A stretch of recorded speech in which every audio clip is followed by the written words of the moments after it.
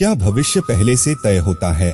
मित्रों, यह प्रश्न हमेशा से ही बहस का विषय रहा है। कुछ लोग मानते हैं कि भविष्य हमारे कर्मों पर निर्भर करता है। हम जैसे कर्म करते हैं उसी अनुसार हमारा आने वाला कल होता है।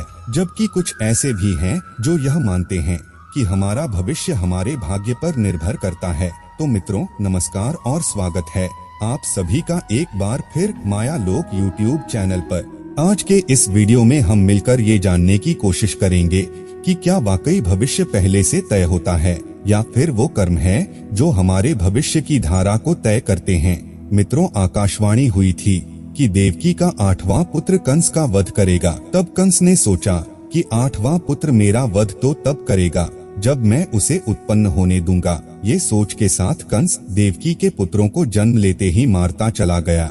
लेकिन जब देवकी के 8वें पुत्र की बारी आई तो न सिर्फ उसने जन्म लिया बल्कि उसने अर्थात भगवान श्री कृष्ण ने कंस का वध भी किया। ऐसा इसलिए हुआ क्योंकि कंस का भविष्य पहले से ही निश्चित था। कंस की मृत्यु कब होगी, कैसी होगी और किसके हाथों होगी, यह उसके जन्म से पहले ही लिखा जा चुका था। सिर्फ कंस ही नहीं बल्कि इस संसार में जन्म लेने वाले हर मनुष्य का भाग्य पहले से ही निश्चित होता है। मनुष्य जन्म लेगा, उसके साथ क्या क्या होगा, वो किसी परेशानी में फंसेगा, यह सब विधि का विधान है जिसे चाहकर भी कोई बदल नहीं सकता है।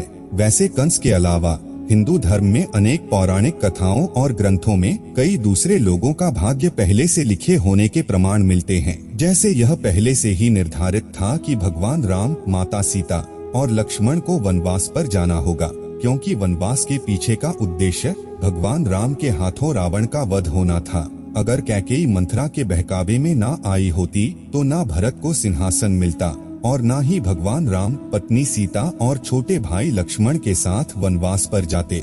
और आप ही सोचिए, अगर ऐसा नहीं हुआ होता तो भगवान राम के हाथों लंकापति रावण का वध कैसे हो पाता। मित्रों, इसे आप ऐसे समझिए कि संसार एक नाटक के समान है जिसकी पटकथा भगवान पहले ही लिख चुके हैं।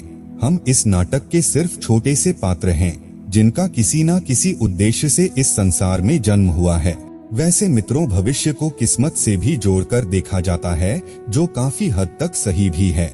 लेकिन आपकी किस्मत आपके कर्मों पर जरूर निर्भर करती है। वो कहावत तो आपने सुनी होगी कि जैसा बोवोगे वैसा काटोगे। अगर आप अच्छे कर्म करते हैं तो आपके साथ भविष्य में अच्छा ही होता है। लेकिन अगर आपने अपने जीवन में हमेशा बुरा किया है तो आपकी किस्मत बुरी ही होगी, अर्थात आपका आने वाला भविष्य आपके कर्मों की तरह बुरा ही होगा। क्योंकि जिसने जिंदगी भर बबूल के पेड़ रूपी बुरे कर्म किए हैं उसे आम रूपी अच्छे फल कैसे मिल सकते हैं। इसलिए हमारे शास्त्रों में हमेशा अच्छे कर्म करने की बात कही गई है, क्योंकि यह अच्छे कर्म ही हैं जो हमें जन्म और मृत्यु के इस चक्र से बाहर निकाल सकते हैं। वरना बुरे कर्म करने वाले लोगों को भगवान के चरणों में भी स्थान नहीं मिलता है। यही नहीं, तुलसीदास जी ने अपनी एक चौपाई में लिखा है कि कर्म ही प्रधान है, जो जिस तरह के कर्म करता है उसे वैसा ही फल मिलता है। मित्रों, जब अर्जुन के हाथों कर्ण का वध हुआ था तब अर्जुन ने कहा था कि माधव मेरे हाथ कांप रहे थे। तब आपने मुझे समझाया था कि मैं एक सदात्मा को उसके भार से मुक्त कर रहा हूँ। लेकिन ये क्या, आपने तो मेरे मस्तक पर अपने ही ज्येष्ठ की हत्या का कलंक लगा दिया।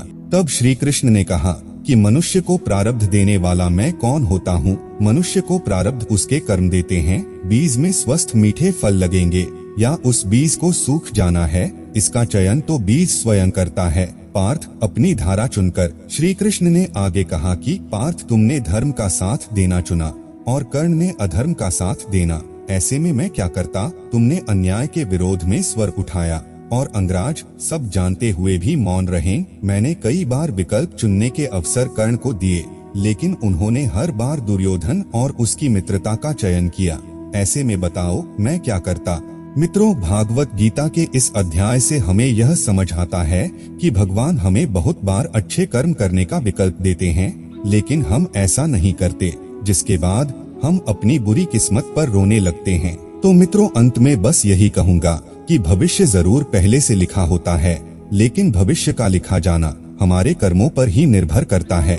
हमारे कर्म अगर अच्छे होंगे तो हमारा आने वाला भविष्य भी अच्छा ही होगा, लेकिन अगर हमने बुरे कर्म किए हैं तो उसका फल मिलना निश्चित है।